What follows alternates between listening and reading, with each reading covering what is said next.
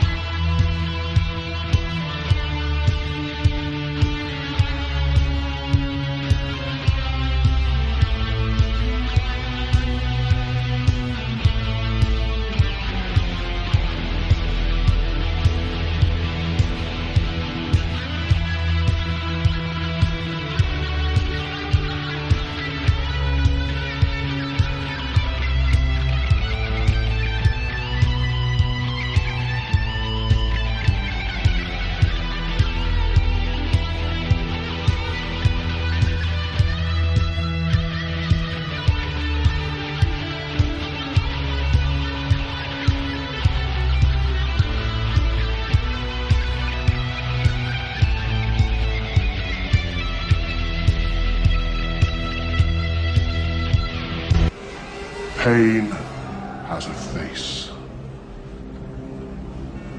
Allow me to show it to you. I am pain. PJ. Good evening, boys and girls, ghosts and ghouls. Welcome to another episode of Sacrificial Terror Podcast. I'm Zombie Barbie with my always amazing co-host, Lance the Flair Wagner. Woo! And our awesome, amazing guest that we have been so excited to get on here, PJ Starks. Yes. Hello. PJ. How are you?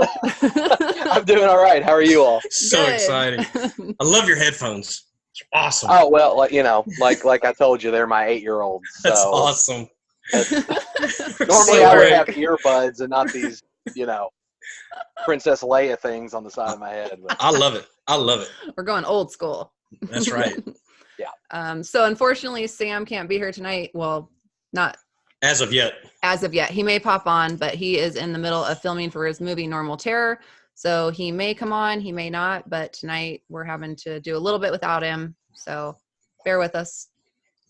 Got PJ filling in, helping out. Yeah. That's I'll awesome. be the best Sam I can be. There you go. There you go. You are Sam I am tonight. All right. So, what you got? What we're gonna talk about first? Favorite horror movies? What got you started, I PJ? will talk about whatever you guys want to talk about. Tell me, was there a movie that made you go the way you are? If I'm gonna direct a horror movie. So was there a horror movie that made you want to do that? Well, funny, it didn't start out that way. Originally, growing up, I wanted to be a vampire. Okay. Oh, And but then eventually I realized that being something that was undead and having to suck blood would probably not be very cool. Retirement's not real good in that, probably. Yeah, you know. as I started realizing, there's probably a chance vampires aren't real.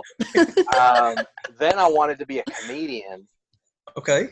I tend to be funny, but I suck at stand-up comedy. So then I decided I wanted to be a writer. So I started with writing and eventually made my way up to directing and now mainly producing. But as far as a film that kind of inspired me to want to be a filmmaker, that wasn't a horror film. That was Clerks. oh wow, shit. okay. Yeah. Was the film. Yeah, it was the film because I'm a huge Kevin Smith fan and I could not be more, because just the other day, I guess they announced that they're making Clerks 3, which I'm Right. Awesome. I love Clerks too. Right. Yeah, That's I one do of my too. favorite. Yeah, I saw it twice in the theater when it came out. So it's Nice. I'm a big it's a great movie. But yeah, so after I saw Clerks, at the point in which I saw Clerks, I was already kind of making my own stuff with my friends in my mom's basement or my grandparents' house cool. and stuff like that. So I'd already, I was heavily involved with drama at school and the video production department. I was doing news and stuff on TV there. So I was already interested in all that. So when I finally saw Clerks, I was like, hey, I might actually have a shot, because here's this guy Right. who made a movie and it's really resonating with people and the acting's not great. Mhm. But, the story's there and people love it. And it's black and white, and it really caught on. And there's nobody in the movie that you know, so so that was probably the film that made me say, "Hey, I can do this." Of course, I was a horror fan at this point as well, and I mean, I watch a lot of different genres, but horror seems to be the genre that I gravitate to the most. The best. It's the best one. It's the best. Yeah, and I've done different things. I've done like psychological dramas, and I've done comedies and things like that. But making a horror film is probably the most fun type of film to make in terms of production. So that's why most of the time, if I do a film or I'm working on a project, it's a horror film. Okay. Yeah.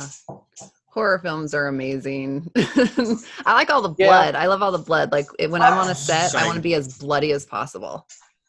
I'm like, more blood, the better. That's right. I'm a gore hound. I'm a big fan of blood and guts. So I love elaborate kills. Slasher films are my favorite subgenre of all the movies. So those are the ones that pretty much grew up on. You know, Friday the 13th, Halloween, Nightmare on Elm Street. Right. I love. I like story and stuff too. It's not just blood and guts, but yeah. But on set, it's funny because like every project that I've done where people die, it's like a bucket list thing for most people to die in a movie. I don't understand why that is, and every time I run into somebody, they're like, "Hey, you should kill me in your next movie." Wow. Like even people who have no real interest in being, you know, in filmmaking or whatever, but they'll run into me at like Family Video or the grocery store, and they're like, "Hey, when you make your next movie, let me know. I would love to die in your movie." And you're like, it's gonna be a love story. The next one's gonna be a love story. You know? That's okay. I want to die of broken heart. I want to die in it. Yeah. Even if it's a love story, more likely I'm gonna put blood and guts in it. Yeah. There you go. That's awesome. That's great. Well, I'm gonna be one of those people. I want to die in your next movie. Okay. That's on her. That's definitely on her bucket list. Yep. Oh yeah. Yep. It's funny because most everybody I don't know if this is something that just kind of happens by mistake or what, but it seems like everybody that I've worked on a project with who's died in a movie, they all have after I left set, I went to a gas station and forgot that I had done all this stuff. So I'll walk in and I'm covered in blood. Oh, wow. Like something sticking out of my chest, and someone's like, "Are you okay? Are you okay?" No, I'm not. Oh, that's awesome. That would be awesome. I don't know why. I guess it's just because you're getting a drink or you have to fill up the car or whatever. But there's so many. I had to go to a gas station after you killed me on set, and yeah, that's awesome. I had to go to the airport after being a burned witch, and they used so much fucking airbrush and stuff on me and like latex that a lot of it didn't come off, and so like all right here was like stained black, behind my ears was all black. I had shit everywhere, and I had to go to the freaking airport, LAX. Oh, so they probably thought you had like a skin condition. Probably. That's why everybody was like, "Leave her alone. Let me stay away from her." Can I switch seats? Is there any way I can? Does anybody have a topical cream? I think she has the Black Plague. I don't think this is good. Okay, well, I'm gonna address the elephant in the room for Rhiannon and I. Uh-oh. So, how did you and Richard Stringham hook up as far as you were involved with Close Calls? Which is, by the way, PJ, one of my absolute favorite movies. It's a good movie. He did an awesome job on that movie. Were you on set though? Were you there a lot? No. Okay. As a matter. Okay, so I did Volumes of Blood. Right. It did far better than what any of us was expecting it to do. And then because of that, we made the sequel. Got the sequel out there, and then one of the areas that I kind of excel at, I guess, is like marketing and promotions. Okay. So at that point, I kind of, because when I started doing this, I didn't really know anybody else who was doing it, and there's so many facets and ways that people need help whenever it comes to either making the film or after the film is done. Like, because when I got done with my first movie, Hallows Eve, like I didn't know what to do with it. I mean, do I send it to festivals? How do I get it in festivals? Do I try to get it reviewed? I didn't know what to do. So I kind of wished I had someone, I hate saying it this way, like me, who had been seasoned at that point that could say, hey, here's what you need to do. Someone who could kind of hold my hand or point me in the right direction, kind of make things a bit easier. But I had to kind of figure it out from the ground up. So at the point in which I got, Volumes of Blood 2 out, I had, amassed all these media contacts and things like that. So I kind of started putting some feelers out there for anybody and was like, hey, I'm looking, I'm interested in helping anybody if anybody's interested, if anybody wants that kind of help. And whether it was like looking at a script and doing, and not necessarily script rewriting, but, maybe a little bit of doctoring or just giving some advice or notes or whatever. So I just kind of put it out there and said, hey, if anybody wants help, let me know and I'll help in any way I can. And that's ultimately how I ended up getting hooked up with Richard. Okay. I didn't know him before. He had finished Close Calls, and I came in at the tail end of production. And we became, quick friends, and he's super talented, and he's I'm not an artsy fartsy filmmaker, or just an artsy fartsy person in general. Richard is very much one of those like artsy fartsy type individuals, and I'm not saying that in a derogatory way. No, but yeah. I just I'm more fart than art.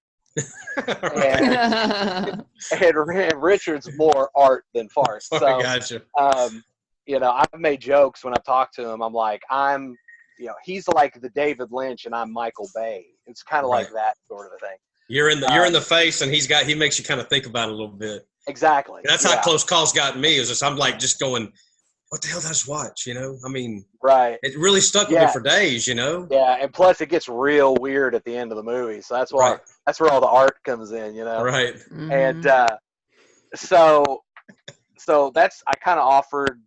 We got to talking. He was like, hey, do you want to check out the film? I watched it. I enjoyed it. I did give him some notes. I gave him my 2 cents. I felt, and once again, this is my opinion. I felt like maybe he probably could have cut about 25 to 30 minutes out of it. Right. There were a few scenes and things I felt that were a bit redundant and didn't necessarily need to be there. And when I first started doing films, I did the same thing that most first-time filmmakers do. Everything you shoot, you want to be on screen. Right. You don't want anything to hit the cutting room floor. Mm-hmm. And it's not that you don't care about narrative.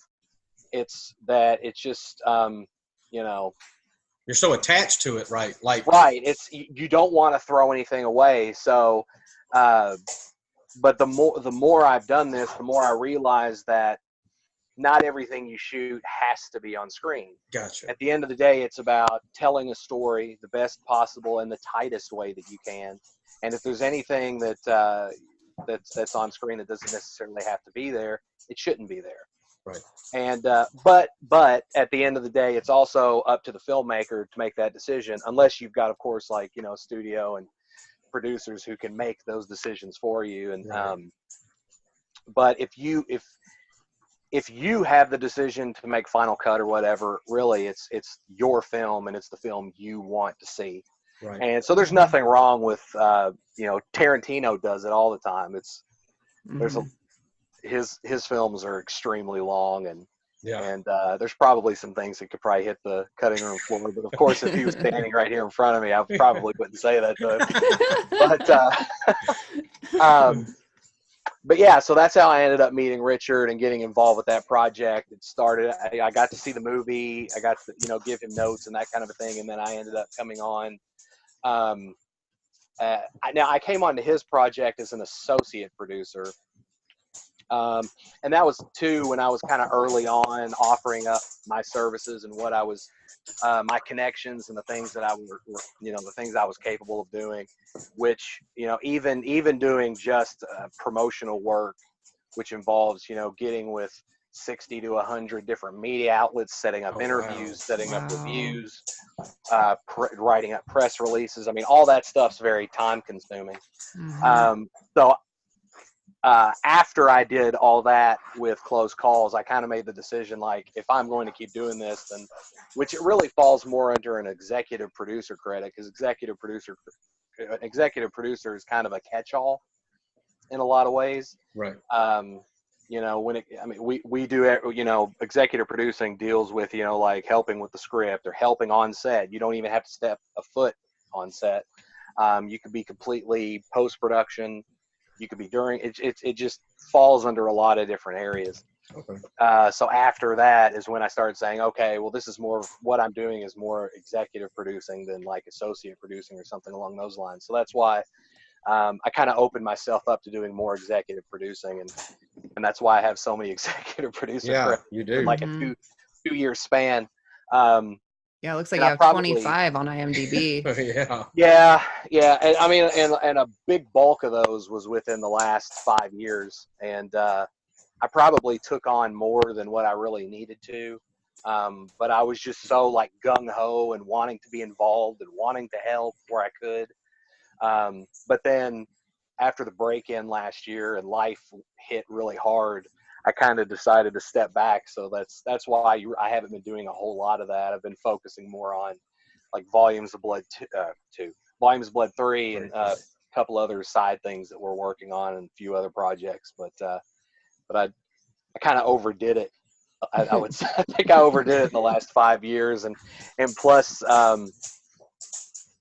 I think I oversaturated myself a bit too. I think I put myself out there a little too much. I started feeling like the Seth Rogen of indie horror. It was like every time you turned around, it's like, oh, there's PJ again. Oh, there's another interview with PJ. Is he even doing anything? Like, is he? So I kind of decided to step back a little bit and, you know, take my time, rest up some, pay more attention to family, things like that. Oh, okay. Okay. So Volumes of Blood 3 should be, I mean, is that going to happen? I mean, where are you at right now? So yes, Volumes of Blood 3 is going to happen. I've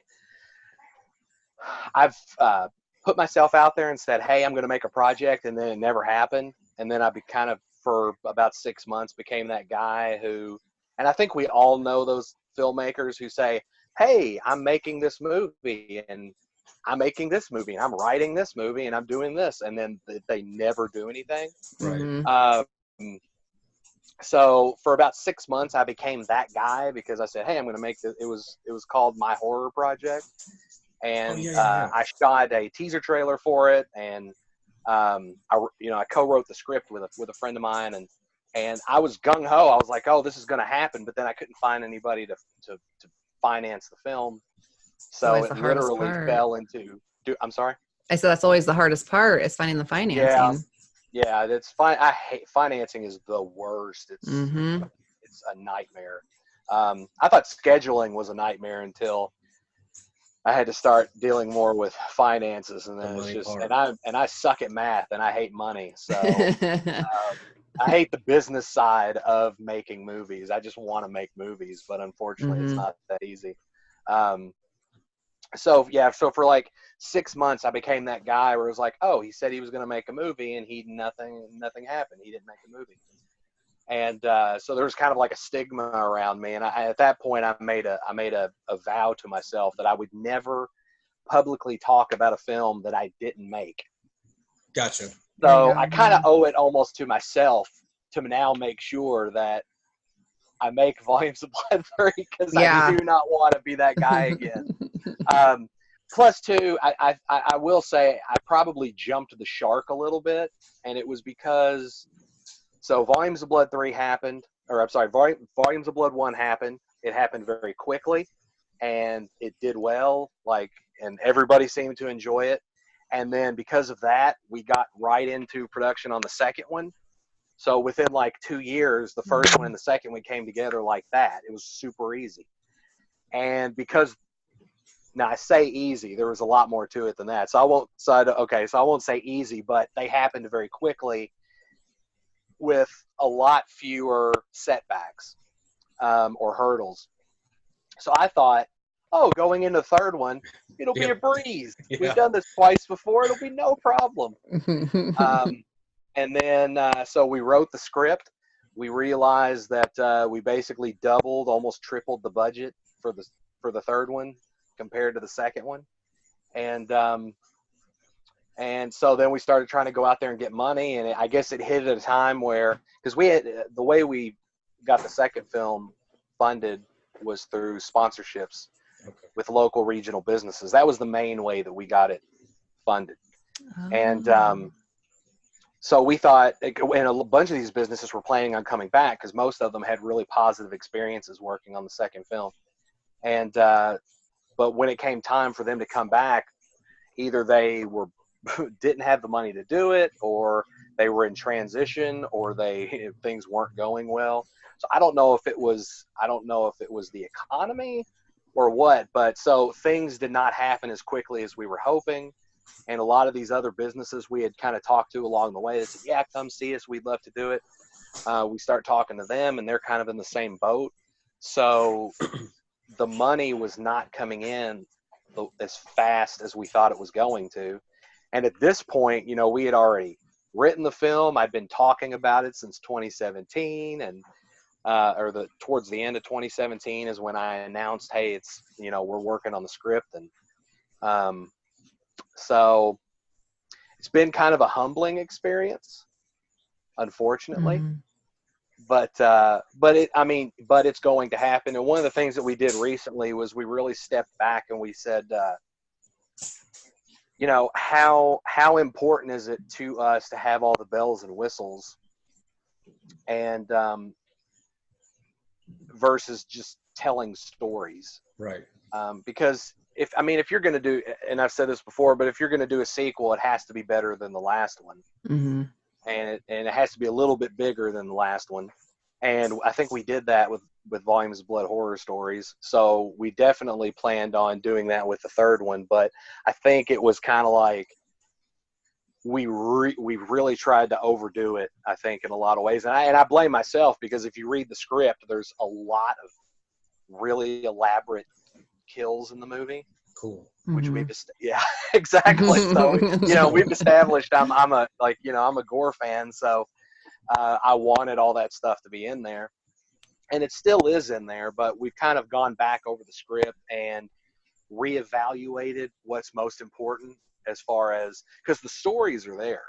In terms of scripts, we feel like this script is the best compared to the other two that were written. Oh. We've spent the most amount of time, and I think a lot, on writing this script and going over and revising it and kind of doing more drafts and things. But that's also because we've had more time. We didn't have to rush into anything. Mm-hmm. So got this like little gnat or something in here. I'm crazy. Anyway, tell that cat to get in there. I know. She's not in here when I need her. But yeah, so we've reevaluated the script, and we have restructured the budget. So we brought it down by like $20,000. Oh wow! Oh wow! And that's because it was like we started looking at like, what do we really need? Because here's the thing: we're independent filmmakers, and it would be nice to say, hey, I want to be the next Steven Spielberg, and I want to make the next big, huge thing. But that's really not what we're doing. We don't do this to make money. We do this because we're passionate about it. If we make money, that's awesome, but mm-hmm. that's not why we do it. And and there's some filmmakers out there that are lucky to be able to do that. Unfortunately, we're not those filmmakers. We could be one day, but right now we're not. And we're struggling with trying to get this project funded, just like so many other independent filmmakers are struggling to get their projects funded. And, it would be, and I think too, a lot of it has to do with the fact that it's an anthology. Right. Like a slasher film, you usually have a very contained cast. You might have like 8 main characters. Gotcha. Same with like if it's a monster movie, so most of your money goes towards special effects and maybe the monster in the movie, or like the killer, his getup. So most independent films probably, I would say, fall between $8,000 and $15,000 range. Like especially if you're trying to crowdfund, most of the time that seems to be where, you know, most of us aim at. So, but with like an anthology, it's an ensemble cast. Right. So we essentially have 35 roles that have an almost equal amount of screen time. Wow. That's a big cast. That is a big cast. In the original, before I went back through and I cut down on some of the kills and things, we had 43 individual on-screen death scenes. Like, so you see everything. Wow. All done practically. So it's not like you see somebody starting to get killed and then the aftermath, it cuts away. You see everything, right? That's cool. And then there were 2 group death scenes. So that puts the total over 80. God, dog. In the movie, right? Wow. Now we're still doing a lot of that, but what I've done is I've gone through and I've said, how can we still do these deaths? Because a lot of the deaths were very elaborate. It was like Mousetrap in the sense that, you know, they start to die this way, then this happens, and then now they're dead. Gotcha. So there was a lot to their deaths. So much so that when we had our sit down with Cassandra Baker, who's coming back to do all the special effects, she about flipped her shit when we went through all the deaths in the movie, because she did an incredible job doing all the practical deaths in the first one, but in the second one. And so we knew we wanted her to come back, but I don't think she was prepared for how elaborate things were. We pretty much did everything by herself in the second one, but like with the third one, she's going to have a team of people to help her out, because there's a lot of life casting that has to be done, and fake weapons and things that are going to have to be made. So, but what I did was I went back through and I probably cut 9 of the deaths out of the movie. And then restructured some of the other deaths, so they're still original, because I don't want to like rehash deaths over and over again. I still want stuff to be, I still want to see kills that necessarily I haven't seen before, which is really hard to do. And so we still have a large body count, but it still kind of got to the point where it was like, do we really want to spend $15,000 on special effects? Right. And the answer is no. It really kind of became, do we want to make this movie? And that answer is yes. So we restructured everything, and where we're sitting now, we went from having about 20%, or just a little bit under 20% of what we needed, to now we're at about 50% of the budget. Nice. Which means that we can see the light at the end of the tunnel a lot more than what we could before. So, so I say all that to say this: yes, it's going to happen. It's just really a matter of when it's going to happen. So, because I have that sticker that Lance Dale made us, so I have that prominently displayed in my car. So people are always asking about it. I said, it's going to be out. It's going to be out. Give us some time. An awesome job on those stickers. It really did. When we went to Horror Hound, we made those we were just giving them away, to people, and we were just giving them out left and right. People loved them, so he did an awesome job on those. He's so talented. He is so freaking talented. Yeah. Who made it? Who made them? L2. L2. Oh wow, cool. Yep. Okay. Sure did. Dang. So real quick on Volumes of Blood 3, it's being an anthology. You're gonna direct all the stories, or no? Okay. I'm. Right now, it's different directors. Okay.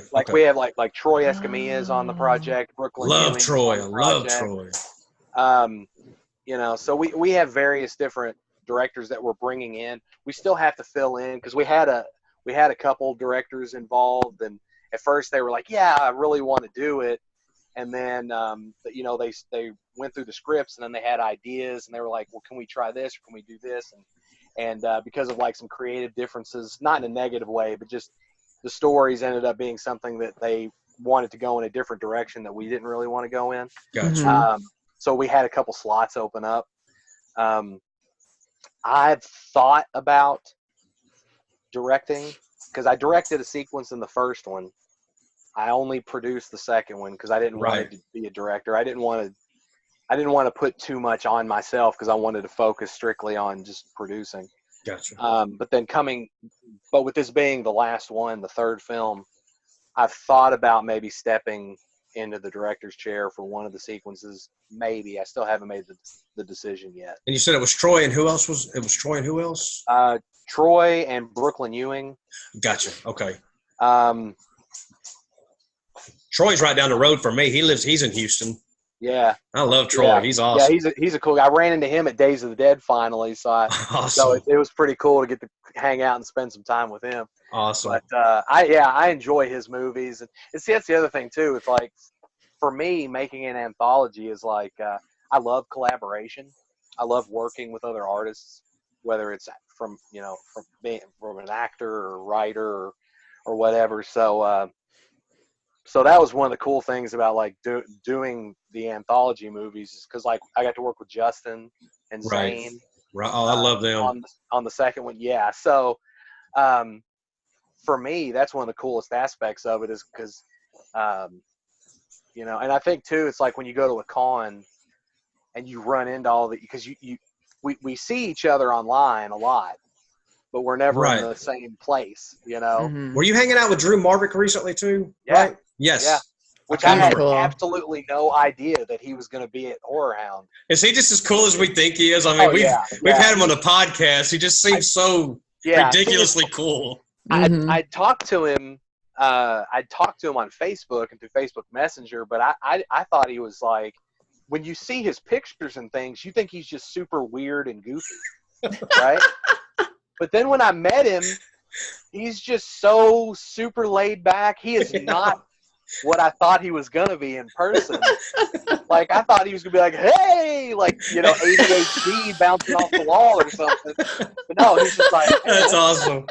How are you doing? I mean, he's just as funny as he is when he's writing stuff, but he's just completely, it's like seeing him on his Facebook page, it's like he's playing a character. Right, exactly. And then you meet him in person, and it's completely, but I thought that was one of the cool things about Horror Hound, was I had no idea he was going, and there he was all of a sudden. That's right. With a giant beard. So. There's somebody I try to keep up with so many people. I forget who's got to hang out with who recently and all that. Yeah. Are you doing anything with the barn too? Are you involved with that at all? Okay. No. Because that was some more of the behind the scenes stuff recently. That was just so I'm dying for that one. I'm just because Lance is going to be in that. He's actually in that. That's cool. Yeah, I'm.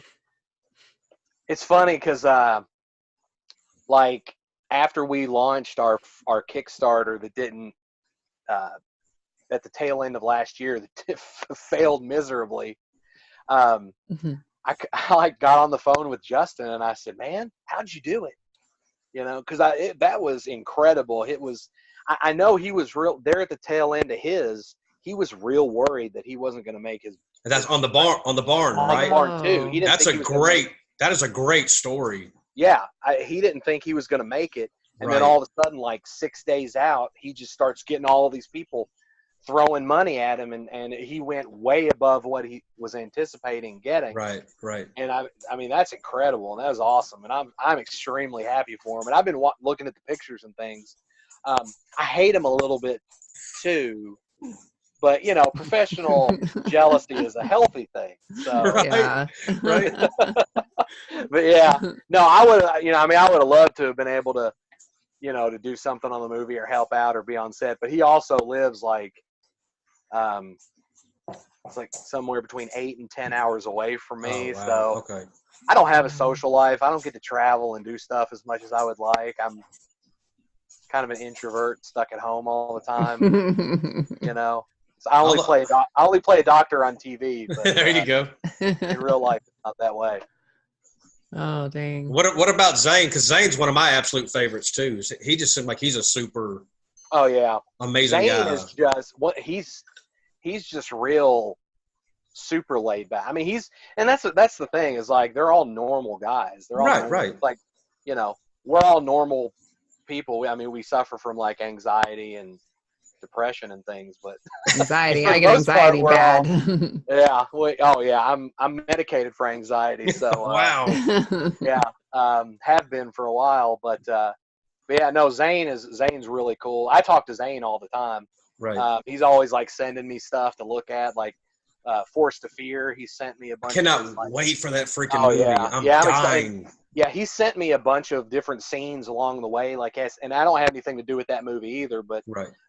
you know, we'll talk and he'll say, hey, check out this scene, and he'll send me like a minute or two of the movie and let me take That's a so look at it. cool. Yeah, it's gonna be. I think it's gonna be really awesome. It I'm looks really fun. I mean, just like a fun Yeah. movie. Yeah, and that's the cool thing about it too, is it's like it's not even really a horror film. It's kind Right. of a throwback action.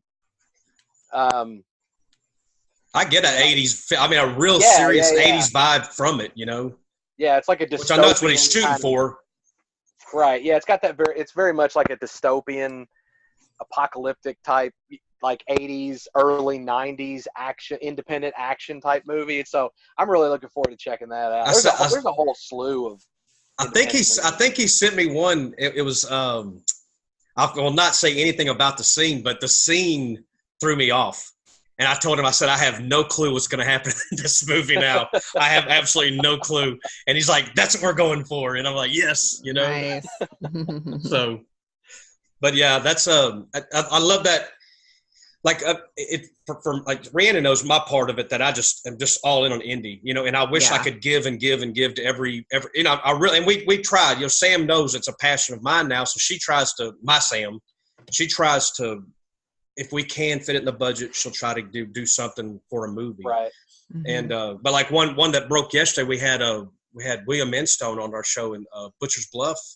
Their Indiegogo dropped yesterday, and they had a lot of success, you know. And the best I can do right now is, because we have some stuff going on, best I can do right now is I can just share it. That's all I can really.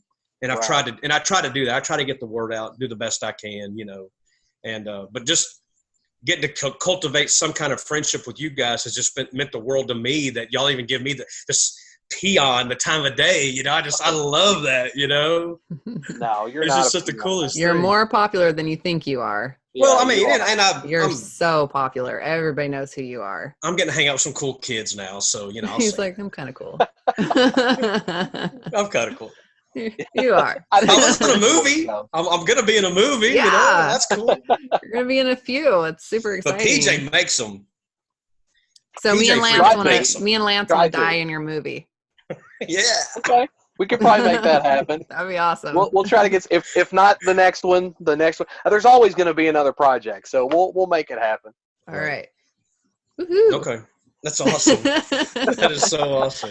I know. I told Drew that too, because he was announcing cast. I said, I want to die in your movie. He's like, let's talk. I think I can make that happen. I'm like, That's all awesome. right, I'm good.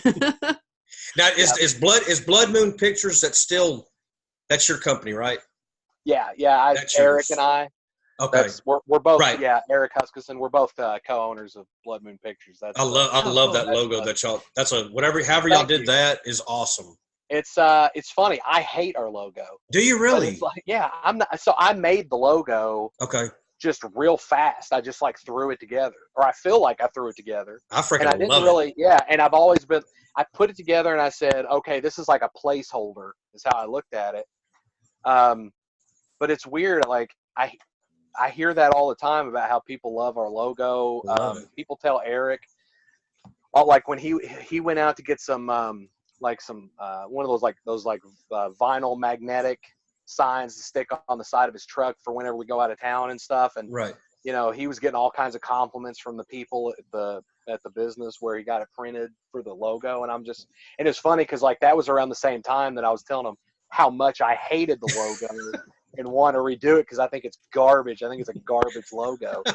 But Garbage, damn it.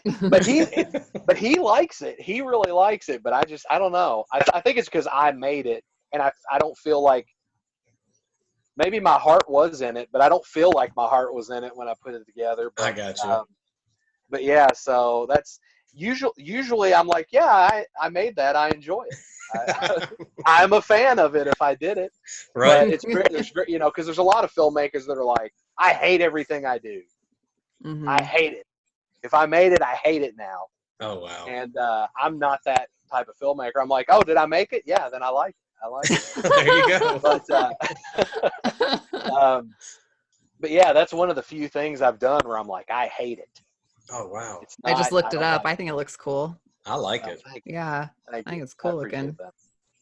I don't hate it. Don't hate it. I think it looks That's good. I do hate it. So you're wrong. You're wrong. That's good stuff.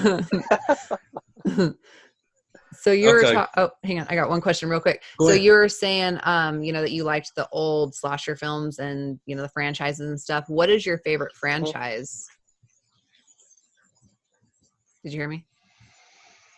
You paused for a second. I'm like, is he there? Just thinking about. Yeah, no, I had to think. I've been asked not necessarily what's my favorite franchise, but what's your favorite horror film? I've been asked that a gazillion times, and I can never answer because I like too many of them. Yeah, Right. there's so many. Same with what's your top 5 or what's your top 10? I've got a top 100 maybe, but Right.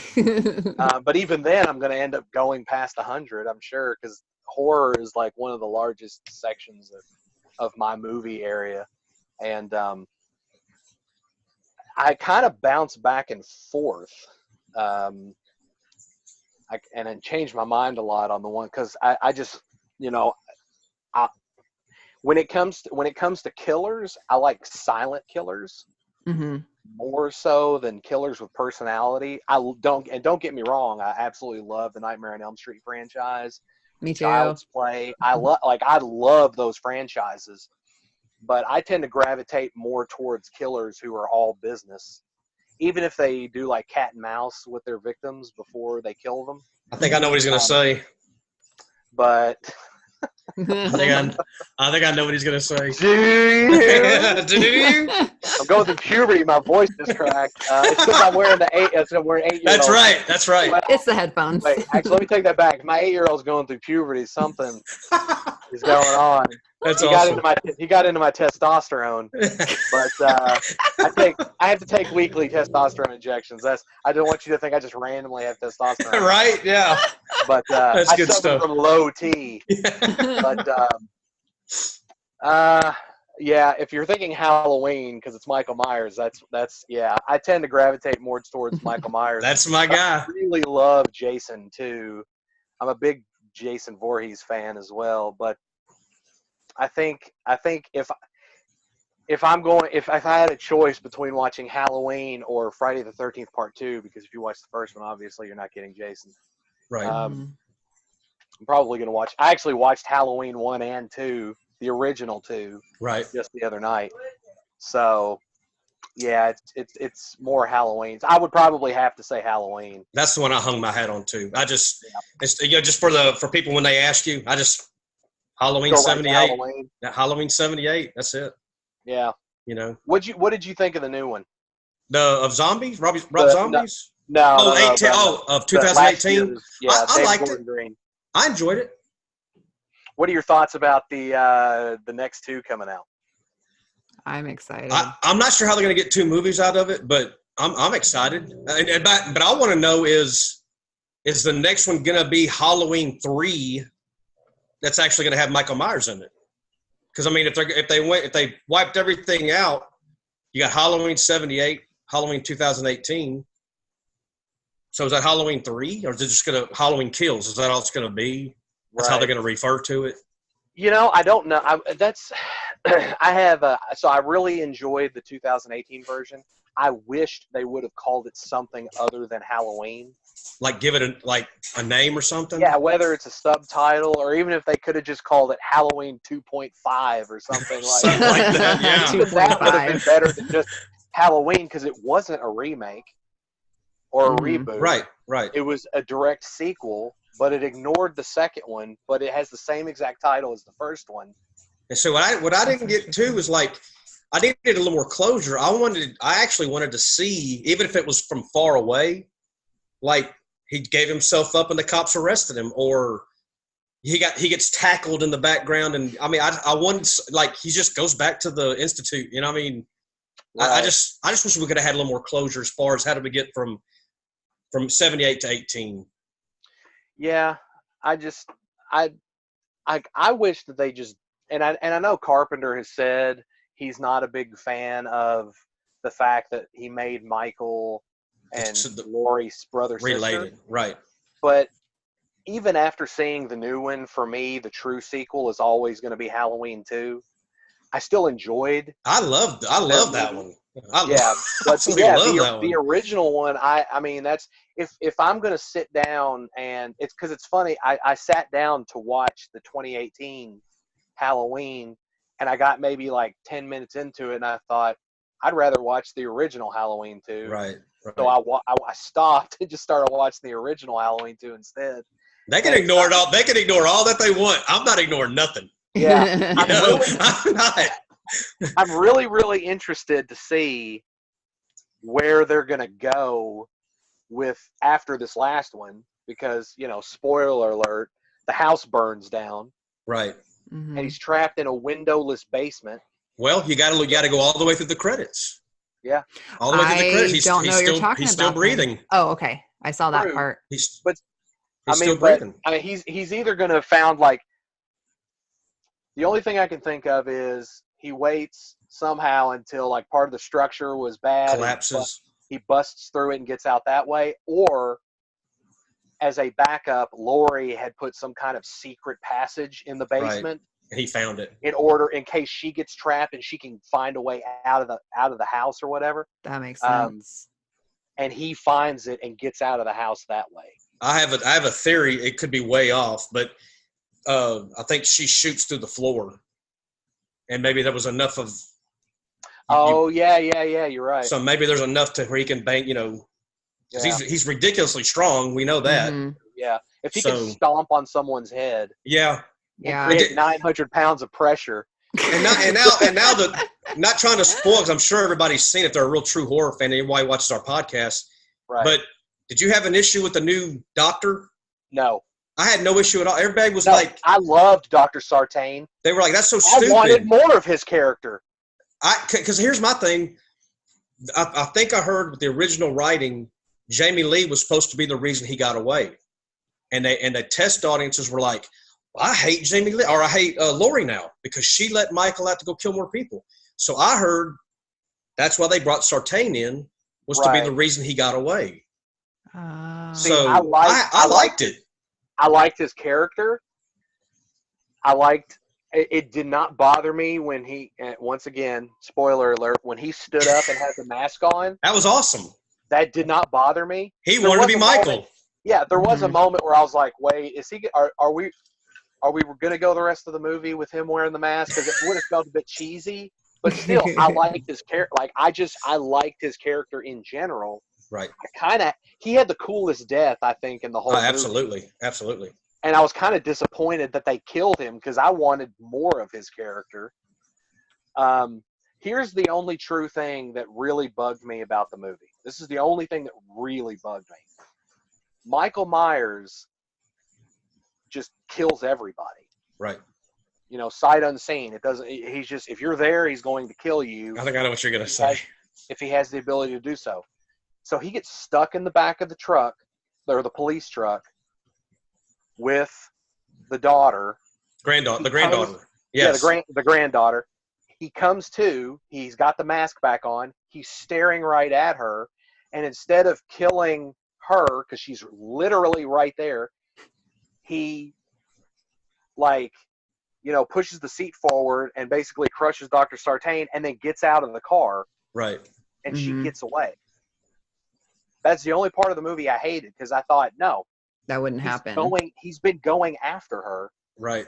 Already for the last 30 minutes. Yes. Yeah. And now suddenly she's right there in his grasp. She's locked in the back of the car with him.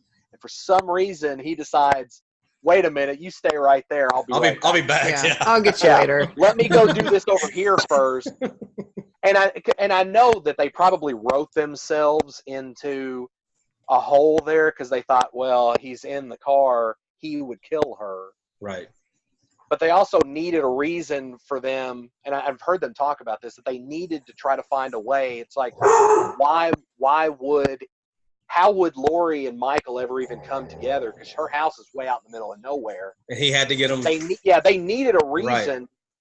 Why? So of course, Dr. Sartain is that reason. He's taking Michael to her. Yep. Mm-hmm. Because he wants to see him battle. He wants to see him go Right. at it. But then the granddaughter's in the car. So at that point, even as a writer, I would say, she should have died right there. That should have been the end of her character. Right. But obviously they didn't want to do that. So then they have to just ignore the fact that he's usually a sadistic, mindless killer, except for this one moment where he decides to slip up and let somebody, somehow manage to escape. I don't know. I guess He enjoys the chase. Heart. Yeah. he had to have, I guess. I don't know. Even at 60 years old, he's ready to walk slow after everybody. So. That's right. He'll get to you eventually. That's my guy. That's my guy. Do you like the Rob Zombie ones? I'll just flat out say part 2 I hated. Mm-hmm. And I hated for the same reason that everybody else hated it. It was way too ritzy fartsy. There were, with the whole, if he had taken the white horse and the mom stuff out, and I understand why he put it in there. He was trying to do something different. He was trying to be a little more artistic with it, and I appreciate that. But that's just not my cup of tea. So I didn't enjoy those parts. I thought there were far too many there that it kind of killed a lot of the momentum. I thought I was going to like the second one because the first 5 minutes where he ends up killing those paramedics and stuff, Mm-hmm. the Right. ambulance and all that, I thought, man, this is going to be really good. And then it all just started going downhill after that. I thought he made the characters way too unlikable, because, I cuss a lot. I do. I try not to, but I do. And but I thought, there's still a limit. Right. And Lori was like, I fucking fuck. It was like, that's literally her lines. That was her dialogue. That just got really annoying after a while. So it's like every word was the F-bomb. So that kind of, and then Dr. Loomis, his character, I kind of liked the direction they went with his character, but once again, it's like, if you're going to follow characters through a movie, you need to have likable characters to have some kind of stake in it, so you at least kind of care somewhat about these people that you're following throughout 2 hours. And there was nothing redeeming for any of these characters, to the point where it was like the only character you really cared about was Michael. And True. so the second one, I had planned on just being very to the point and saying I didn't like part 2, but I got sidetracked on why I didn't like part 2.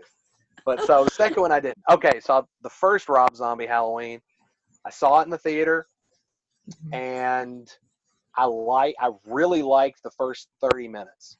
You liked all the backstory? Yes, I really enjoyed that. See, I like remake. I'm a fan of remakes. And my idea is, if you're going to do a remake, you need to, and I know they call them reimaginings, that's how I feel you should do it. You should reimagine the source material. And I know a lot of people don't like remakes. But the way I look at it is, before film was around, it was theatrical plays. Okay. How many times had Hamlet been done? Mm-hmm. How many times, all these really popular plays and musicals, they're done over and over and over again. But people enjoy them, so they still go see them. And, it's like, if you go see a play that you enjoy, the chances of being the same exact cast that you saw on the last go-around is really, really finite. It's like, it's probably not going to happen. It's going to be a whole new cast of people. Right. Mm-hmm. But it's the source material that you enjoy so much, not, and no, who complains that they went and saw, a Shakespearean play and it's like, oh, Hamlet would have been better if it was the actor they had, 1,000 years ago. Right. It would be so much better. Nobody does that. So that's how I look at films. It's like, I don't have a problem if a film is remade with a new cast or goes in a new direction. I'm okay with that. It doesn't necessarily mean it's going to be good, but there's been some fantastic remakes. Like The Hills Have Eyes. I think is one of the best. Dawn of the Dead remake is one of my favorite remakes. I believe, yes. It doesn't take anything away from the original movie, because if you don't like the remake, you still have the other movie. So there's really no reason to complain about a remake, honestly. I get where I want to bang my head against the walls. I hear the remake or reboot or like reimagining, like you say, like Evil Dead 13. That was clearly, I want to say, a reboot, and people are always saying remake, and I'm like, no, because even if you watch a documentary on that, the director Fede and all the other people were like, we would never in a million years try to replace Ash, the character Ash. They wanted to actually have Mia and Ash fighting together in future sequels. That never happened. The TV series ended up happening.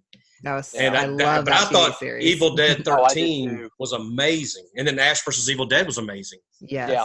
You know. Yeah, I loved that remake of Evil Dead. I thought it's just a great movie in general. So you'll call it a remake? You'll say it's a remake? Or yeah, you're right. It's a reimagining because it really wasn't.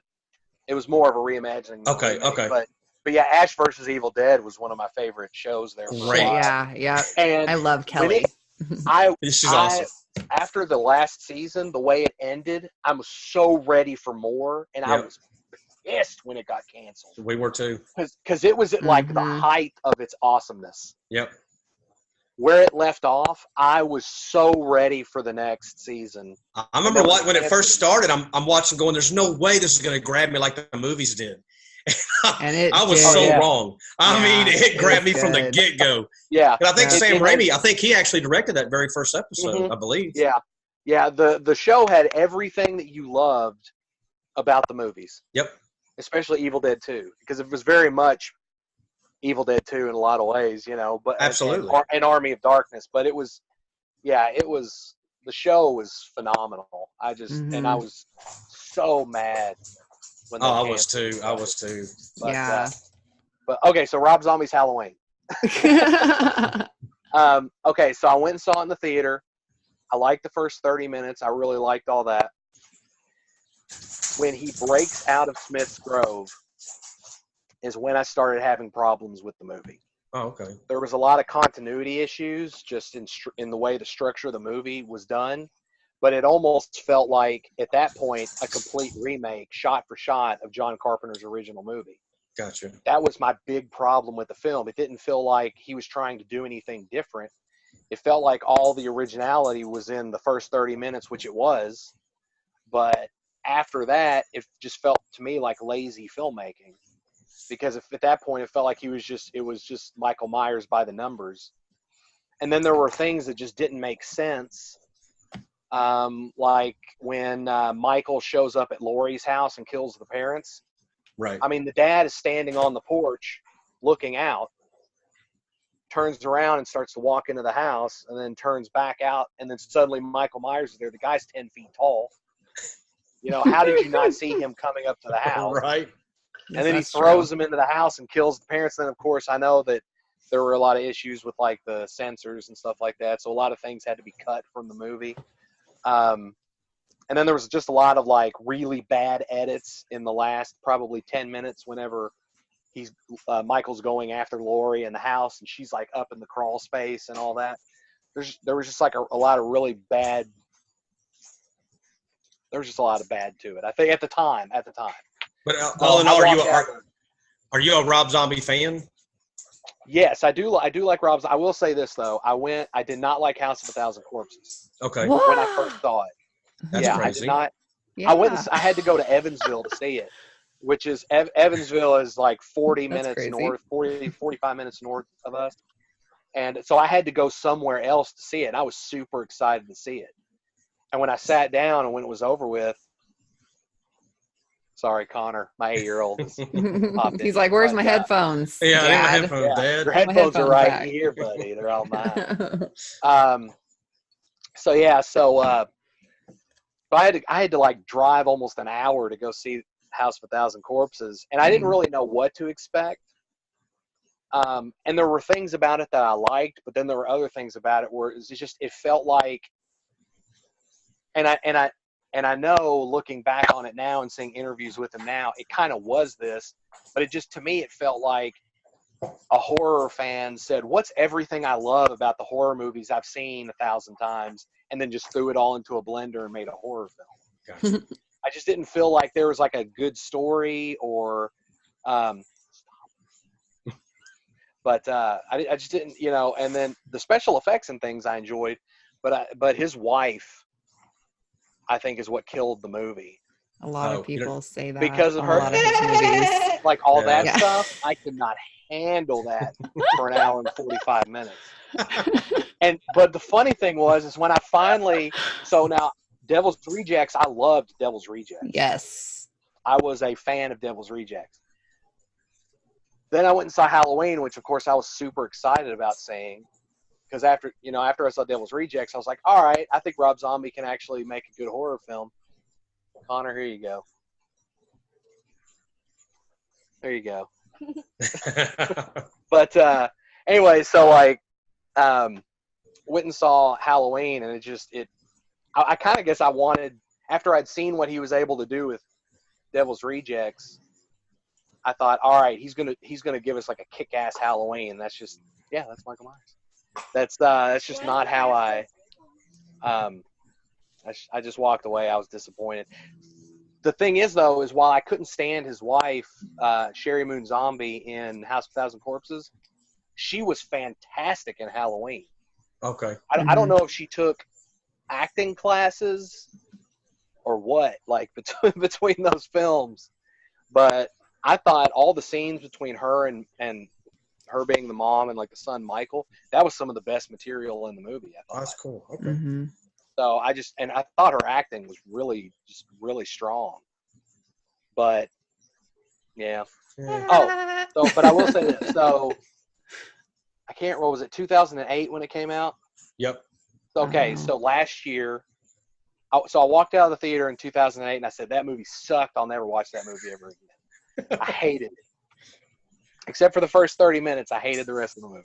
Wow. Last year, I found it for $3, and I'm a hoarder of movies, obviously. So sometimes I'm like, all right, I'll give it another shot, and it's only $3. So if I watch it again and I hate it again, then I'm only $3. Yeah. So 10 years later, last October, I watched it, and I actually enjoyed it. I think Good. I went into it with knowing what to expect, but also at the same time not trying to put my own expectations on the movie, and I really liked it.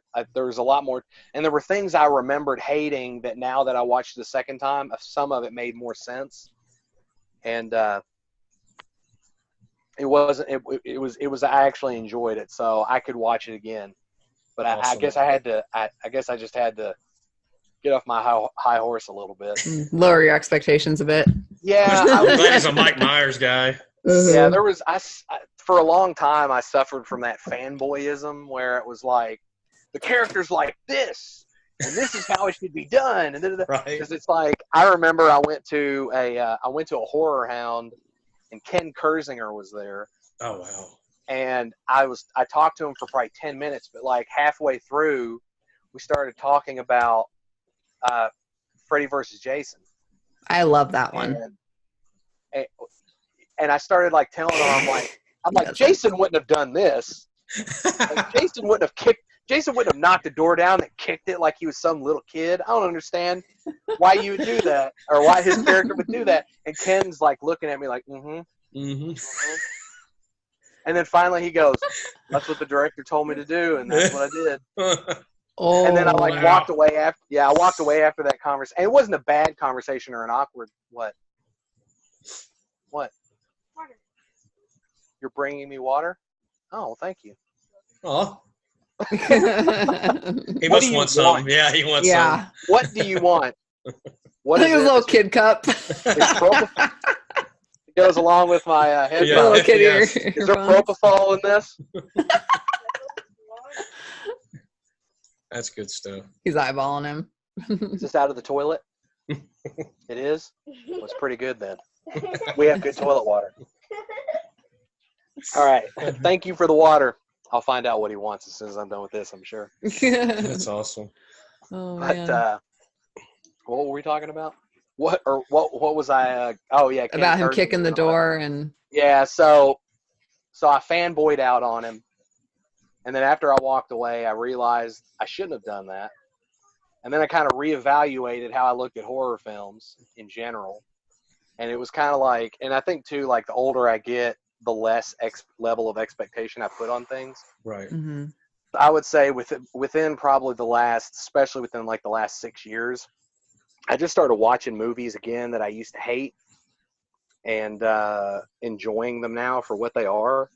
And a lot of movies now that people hate because they like fanboy out on it, you know, I'm learning more and more to just enjoy a film for what it's giving you, Right. instead of saying, this is what the film ought to be. Mm-hmm. If I had made this movie, this is how I would have done it, and this is how it should be. Because now, especially now that I've done stuff, I'm like, well, if someone was telling me like Volumes of Blood would have been better if you'd done it this way, I'd say, okay, well then go out and make a movie and do it that way. Mm-hmm. Right. And then you'll enjoy, and then you'll have a type of Volumes of Blood that you could enjoy. So movies now I tend to enjoy a lot more because I just don't put any. Now that's not to say I don't like everything. I mean, there's still movies I watch and I'm like, man, that was garbage. Mm-hmm. But Yeah. but I don't actively like get on social media and go, hey everybody, this movie's total crap. Yep. Right. Avoid this at all costs. We don't need that. The world doesn't need that. You know, So many they're doing their people do best they that. can. Yeah, Mhm. because I mean, just because I enjoy something or don't enjoy something doesn't mean you're going to feel the same way Right. about it. So I just kind of because most of the time, even now, if the critics hate a movie, there's a really good chance I'm going to love it. Right. Mhm. I kind of learned that over time, and then it started getting to a point where a lot of people would go. I would see all these people saying, "Man, I hate this movie." So I would go see it, and I'd go, "Man, this movie's actually like I really liked it. I don't understand why people don't like this movie." Right. Mm-hmm. But it's kind of like Halloween 3, the original Halloween 3. One of my favorites. Yeah, it's one of the best Halloweens. It is. And I've loved it since I was a little kid. I've always liked it. And I remember I would say about 10 years ago, anybody you talk to would say that's the worst Halloween because it doesn't have Michael Myers in it. It sucks. And I don't know what happened between then and now, but if you talk to people now, it's everybody's fucking favorite Halloween movie. I don't We've know heard it what- a few times on the show. See Yeah, the silver. I don't know who flipped it's Can you see the silver like the shamrock? Mandela effect. See it back Oh there? yeah. Mhm. Yeah. Your finger was like One right of on my it. favorite.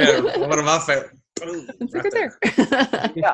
I mean, it's great. It's a great movie, and I've watched it a gazillion times, and I never understood why people didn't like it. And Tom understood Atkins is the best. Oh yeah, I like him. yeah. Jeez. I don't even now when I know he gets put mainly in like he's considered like a horror actor mainly, and that's almost like the only time you see him now in movies is because someone cast him in a horror film. Right. But I don't understand why he doesn't get more work because he's a fantastic actor. Just Yeah. across the board. I don't understand why he doesn't work. Now that I say that, and it could be he just doesn't want to work more. Right. Right. You know, he'll only do things every now and then. But That could I be. I think he should do more movies. Love that guy. Yeah, he's good. All right. Well, we're Shout at out our, time. Yep, it's our shout out time. Do we let We got a PJ? lot We let of- PJ first, right? Yeah, yep. So if there's anybody that you want to give special thanks to or shout out to, or any projects that you want to promote or have people check out, now is your time to let us all know. Doing that thing. I guess the only And you don't have I to, wanna like, give if a shout it's, out you to know, my if wife, it's, Katrina. Yeah. there you go. My See? mom and my grandmother Gigi, because she's the reason that I'm into horror films. Yes. But I don't know. I guess just the only thing I can think of is that, you know, if there's an independent film out there and someone's watching this, I think you should definitely give it a shot. It's got an Indiegogo, support it financially if you can. Or Lance, like you were saying, sharing it can be just as pivotal as actually giving a dollar amount, because if you share it, someone you know might see it and actually give to the project, which wouldn't have happened had you not shared it. So, Right. Mhm. Right. so yeah, I know Drew's working on Pool Party Massacre 2, which I'm looking forward to. Yeah. Zane's Force the Fear is coming out here pretty soon. John Hell has the Conduit that's going through festival circuits, and Oh, there's the. Antonio Force- Pantoja is doing Oh, yeah. One Must Fall, which I went and saw. I was at the premiere of that, and it's really good. Awesome. But yeah, if anybody out there's really bored and they have Amazon Prime, they can check out Vine's Blood Horror Stories for free. Yes. Same with Vudu. You can get on Vudu and watch Vine's Blood Horror Stories, and then I guess Scream Team Releasing. Go check them out because they've got a lot of great titles. Mhm. And I'm not saying that because I'm biased, because the first volumes of Blood, the special Collector's Edition, is there. But, yeah, I guess that's my shout outs. It's just the independent film in general. Just, there's a whole bunch of them out there, and that I could probably go on and talk about for days, but we don't have that much time. So, but I want to thank you all for having me on the show. This has been a lot of fun. Awesome. Yeah. Thank you for coming on. So I glad like that you have stuff to talk about. It's so cool. Spend my Saturday with you. That's yeah. awesome. It really is. Yeah, it's been And I'm fun. sorry, I talk a lot. I tend to talk a lot and go off. That's what we need. So. It's love a that. podcast. Yes, a podcast. Yeah, no, this was all for you. So Yes. anything you wanted to talk about. Thank you so much for having me on. That's Yeah. awesome. I guess I'll just do ours real quick. Yep. Okay. We've got our regulars, like always, Lance Dale, Thad Timothy, and David Martin. And Lance is going to actually have a podcast coming up pretty soon. PJ, you'll check it out. It'll be Primetime Horror Podcast. So that'll be one that he'll be on, and they're going to cover indie stuff, indie music, stuff like that. Awesome. And then got Scott Williamson, James Blankenship, and Damon Williams. They're big fans of the show. Daryl Hook also, and Charles Harsky, who he bought Rand's book. Oh, I didn't see that. Did he? Yeah, he got your book. Awesome. He also got back here by the chainsaw is the gas station in Bastrop, Texas. That's where the original Texas Chainsaw Massacre, part of it was filmed there. Roy and Lisa Rose are tied. They own that, and they're tied into the Cult Classic Convention, which is coming up in February. And Charles bought VIP passes to that, so I want to give big shout outs to him for that. And he bought the T-shirt from Sam. He got the Normal Terror T-shirt. Oh, cool. Yeah, and got our stickers. Good. I saw the stickers. Yeah. And then I just wanted to shout out, because especially know since PJ was on, that Richard, give Richard a shout out for, once again, Close Calls, which I absolutely love. And let's see. And then we have Billy Pond, Parrish Randall, Bill O'Burst Jr., and Chanel Ryan. They're our Circus of the Dead family. And I'll get to hang out with all them at the Cult Classic Convention in February. Mm-hmm. Tamara Glenn will be there. Tyler Shea Cohn will be there. And Tyler Shea Cohn, and we told you earlier, Tyler Shea Cohn and Zombie Barbie and myself filmed a podcast movie scene last week that was really surreal for me.